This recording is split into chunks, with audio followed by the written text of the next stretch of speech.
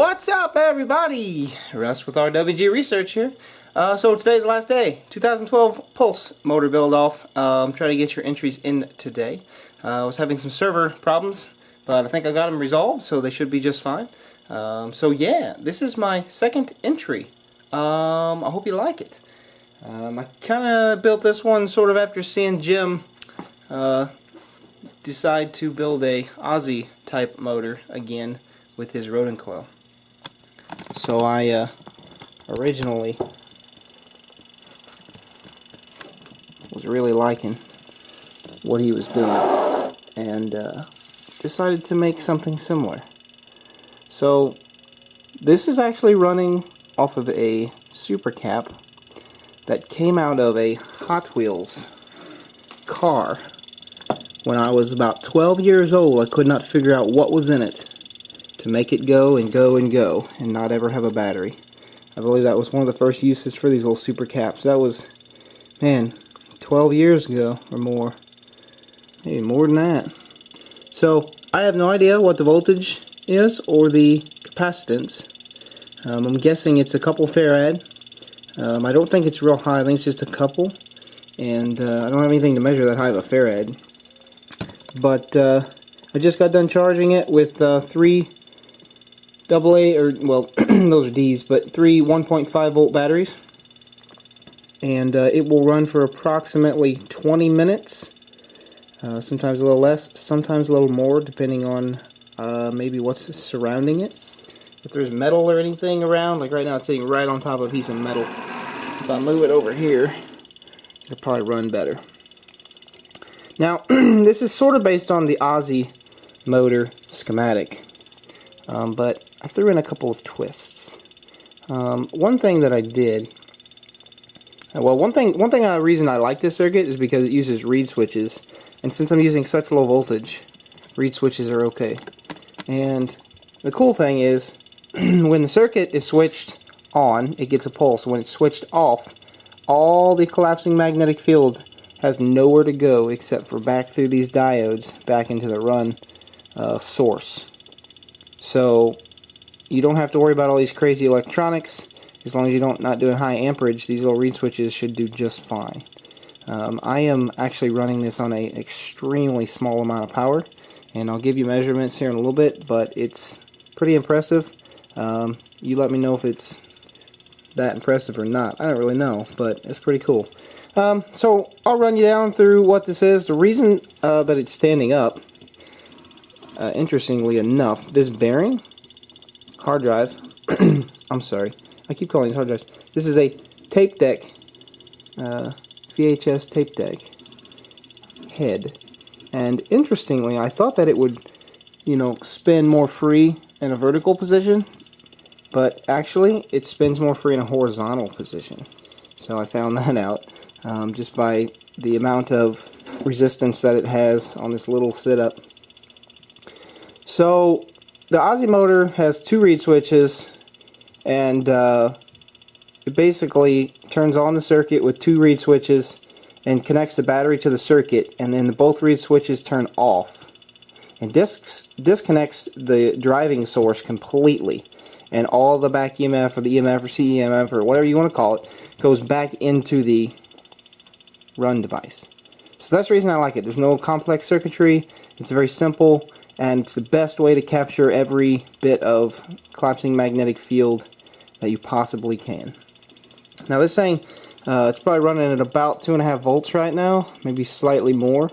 You charge it up to about 4.5, but it drops pretty quick and stables out about 3 and then slowly drops from there. I played with different diodes here, and I need some shocky diodes. They're low turn on, like about 0.3 volt. These are like 1 volt or more, and so I'm wasting a bunch of energy there. So this thing would be a lot even more efficient if I had the right diodes, and I'll probably end up getting some. The coils. Here's the interesting thing. Alright, so these coils, for those of you who have been following me for a while, you know exactly what these are. Those are 1-inch Starship coils, bifilar wrapped, being held together with concrete sealer. I have a water-based concrete sealer that after I make these, I literally just coat them, and the sealer kind of runs through everywhere and it sticks on there real well. And those are my 1-inch Starship coils. Now, the way these are set up, the coil is here to bifilar. So I have the first coil going in and then the second one. So you've got the start of the first winding and then the end of the first winding goes back into the start of the second winding and back out. So similar to a Tesla pancake coil, is the way I got these connected. I should have designed these a little differently after I really understood the Aussie motor and how it was supposed to work. The Aussie motor doesn't just run on EMF, but it also runs on CEMF, which is the which is actually the like electrical energy being generated by the magnets as well as the backspike. So this really primarily keeps going better because of just the backspike. It doesn't produce a whole lot of voltage without that because the magnets are so small. But the reason I wanted to do that is because the Tesla pancake coil is it's got some unique properties that I thought would be good for this application, so that's what I did. Now, one thing that's quite interesting, and I'm going to show you how I made these coils, but one thing that's quite very interesting is that here is the type of wire that I used for this. Okay, and it's little bitty spools, and they came off of relays, contactors. Alright, now each one of these contactors has this much wire. I do not know what rating of voltage they were. May have been 12 volt, may have been 5 volt, may have been 24 volt, I don't know. But the amount of wire on here, okay, get this, that's the amount of wire I have on a new spool. Alright, when I started, these two spools were completely full, just like these. You can see how much I used. Okay, now I made all of these coils on this system with the amount of wire that I took off these spools. Alright, so where normally you'd have a whole entire coil like this on there, instead, because of the Starship coil design, it uses minimal amount of wire based on the Marco Rodin's math. Actually, HHO for volts. Richard, thank you, buddy, for designing that one. So it actually sits on there. It uses a minimal amount of copper to make a magnetic field that's pretty strong for the size of coil and amount of wire. That's good, because I didn't want to use too much wire because I'd have a real high resistance with this tiny wire. Matter of fact, I've never even measured the resistance of all those coils. I need to do that too while I'm going to show you some other stuff. But basically, I've got this winding jig that I made, and I've got this little pin jig that I made. Okay, and basically I literally just wrap my wire, if I can get it started, around here. Alright, and then I literally just wrap my Starship coil. Okay, I know I'm not hitting the right pins, but you get the idea.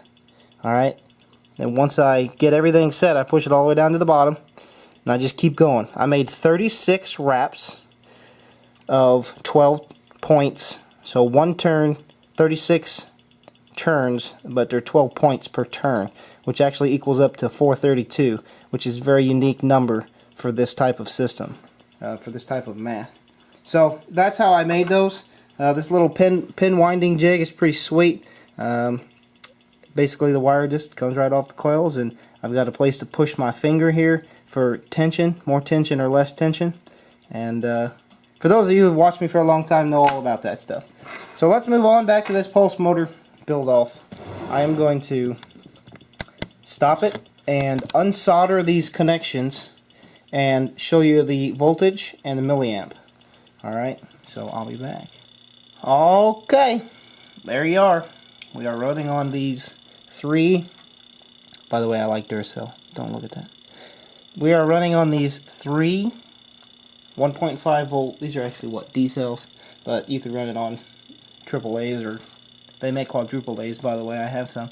Anyway, we are running at 7.34 milliamps and we are running at 4.742 volts. All right, or 35.1 milliwatt. And we're running at a pretty high voltage. This won't run all the way down under 2 volts. It'll run to about 1.9 volt. And I'm actually going to connect this stuff back together so that you can see that. So I'm going to disconnect this. Alright. I'm going to connect it to this cap.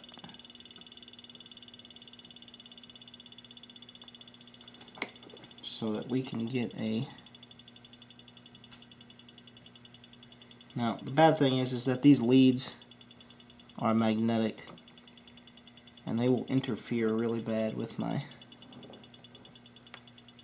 Oops. They'll interfere really bad with my magnets. Now, it runs extremely slow underneath that little bit of a power, but the fact that it runs is pretty amazing. I got my meter backwards. Flip it around. Now, a lot of this magnetic properties on these clips are going to screw me up here. So, just for right now, do a quick measurement. We got 2.5, we'll say 2.5 volt at about we'll just say 4.5. And we'll go 4.4. 4.4 milliamp. That's 11 milliwatt. And it will run like this until this voltage gets down to about 1.9. So pretty impressive, actually. Pretty impressive. If let's put it at 1.9 volts. We'll stay at it's dropping down. We'll say it's 4 milliamps. That's 7.6 milliwatt. Okay, and it's running on that cap right now. There are no external batteries. These are just hanging down here. There's no batteries hidden back here. Okay, it's running on that super cap. Now I know it's going slow, but interestingly enough, you could sit here until that drops all the way down to 1.9, and then it'll finally quit. So, pretty cool. What I'd like to do is I've got this little Nokia battery. It's a 3.7 volt. It should be a lithium ion. And I've charged it up. So let's go ahead and hook this up. See how slow it's going? Just so I can say I'm not lying to you. Let's drain the voltage a little bit. I'll be right back. Alright. So it's not turning real fast. And a lot of this has to do with my clips here. They're magnetic. That really throws things off. Really throws stuff off here. But it will run. I've been playing with it for a day and a half. I got it done a day and a half ago. It will run on that low of a voltage. You got to get rid of all the magnetic obstacles around, though. Really throws it off pretty bad. Alright, let's hook up this other battery and we'll do a couple more checks. Alrighty, so here it is. We are running on this Nokia 3.7 volt battery. I just charged it up. I charged it for about an hour on a power supply. So I have no idea what this battery really is as far as condition. This battery was sitting on the shelf. It's probably been there for 3 or 4 years. Come out of a really old cell phone. I've got a couple of them that's been sitting on the shelf for at least that long. And it's cruising around along. You can see how stable the voltage is. I wish I had a meter that actually went lower. I don't know if I do. Further out on the scale. But it's just sitting there running. It's just as happy as can be. And it is charging through the EMF, but it's not charging more than it's using. But it is helping. So we'll sit like air and run all day. Now I do want to show you, you can run it on 12 volt. But the goal for me was to get it to run on this super cap. It's the only one that I own, and I will definitely need to get some more and play around with this setup because it's pretty sweet. Really quickly, I'm going to show you what the magnets look like. It's that same rotor I showed you, except I put a magnet on the inside. They're just magnetically stuck to the other ones. It took me a while to get it tuned, and once I got it tuned, it worked real well. I play with a bunch of different type of magnets on here. I forgot to tell you one thing. The reason I put these on this tube, it's actually a piece of 1/4 inch tube. You can't see it, can you? Piece of 1/4 inch tubing, so that I can actually move this in or out and adjust where this coil is sitting. So their clearance on those coils are extremely tight. Let's see if I can show you one. I'm going to flip this lid.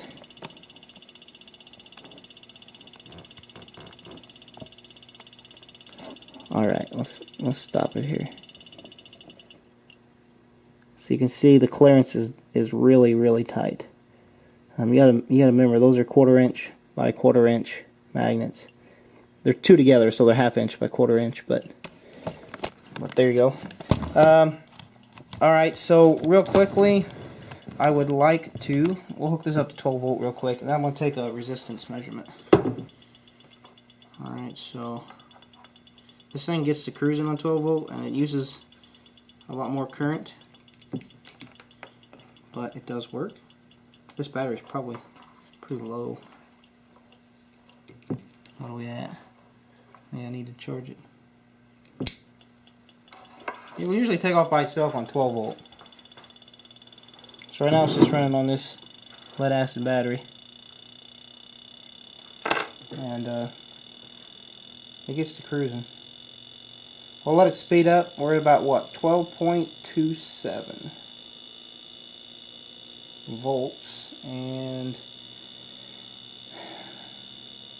probably drop down to, and we'll call it 19. It'll probably drop down. That's 233.13 milliwatts. And it'll drop down to 18. Once it gets going, it'll stabilize. And I did do some back EMF charging tests, and depending on how I connected it, let me find my cheat sheet. I did a bunch of tests. Now, yeah, these are a bunch of scribbly notes, but I connected these coils in all the different fashions. And I did 12 volts, and I did the other volts. Depending on how I connected these coils, if I connected them in parallel and series, like this, I could actually get 200 volts out and run on 53 milliamps. Okay, the EMF, I did put a oh man, what was it? It was a 103 written on the cap, whatever that is. I put a cap on there and just put it on the two diodes to see what the voltage was out, and I could get 200 volts out on the right setup with 13 volt in. Now on the low setting, the best way I could get was connecting them the same manner, except tying the two together here instead of along the long ways. And I was pulling 14 milliamp and getting about 24 volt back. So I could play with this all day and try to figure out what works best, and I did. And I tried different diodes, and I tried all sorts of different stuff. And the glass rectifying diodes work better, but the shocky diodes are going to be way better. No idea what the RPM is. I could check it, but I'm not going to, because I don't have time. I've already used up a bunch of your guys' time.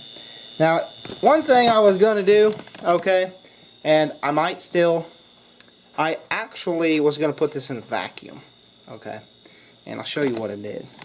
I actually took these bulbs, and these are like HID bulbs. I actually got them split, and I did a couple. Alright, so I've got some that are globes, tops, if I don't break them. Alright, some that are bottoms. And what I was going to do, I'm not going to do it today because I don't have everything set up and I don't have that motor tuned yet. I broke them enough to where I think I can get them to sit together like this. Put my motor back in there. Okay. And then melt these two together. And then down here on the end, I was going to pull a vacuum, same place they did. And actually put this thing in a vacuum. I don't want to do that yet. I don't have everything ready, and I'm afraid I'm going to melt some stuff and break some stuff. I've also got these little glass tubes that came out of there. I was going to put on the end to give me a little more space. I was actually going to pull a vacuum, but I need to do some tests. I need to do a test on one that I didn't melt back together and find out what's going to work and what's not. But I was actually going to do that. Alright, looks like we're down to 17.5 milliamp. Alright, I'm going to disconnect this. I'm going to take a resistance reading because that's something I haven't done. Makes a good alarm clock. You can hear how it's pulsing. So, oh, well, it ain't going to beep at me. That's okay.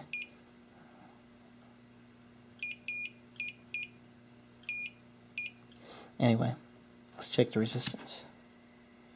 Okay, it's not on right now. So it's 192.6 ohms. It's pretty high. Just out of curiosity, let's check just one individual coil. About 24 ohms. And then two coils should be about 48. Yeah, okay. So there you go. And that's my entry. I hope you guys liked it. Alright, so there you are. And yeah, I would like to do some tests, but I really think I could get this thing to run a lot better. Even better than it is right now. But you guys tell me. I honestly don't know you know, how efficient that really is. Is it efficient or not? I mean, it is, but I've seen a lot of people build a lot of really cool stuff out there. Oh yeah. Alright, well, let me know your thoughts. And I had a lot of fun, and I really did. I learned a lot of different things. I honestly think that the Aussie motor, if built correctly, could do some pretty cool stuff. Pretty efficient motor, that's for sure. But yeah, so it's it. This is it, final day, and I hope everybody is going to get their entry in. I really hope you do. And if it's not, if you guys don't actually get your entry done, just put it in there anyway. You're still in to win, baby. Yeah. I'm gonna go get some sleep. I haven't slept in a while, so I'm gonna feel good in a little while. Have a good day, and I'm out. Peace. You thought I was gonna cut it, didn't you? Try to get you a little bit better view of these coils.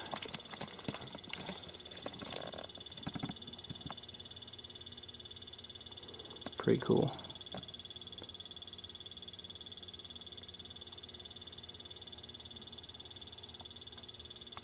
Alright. Peace out, guys.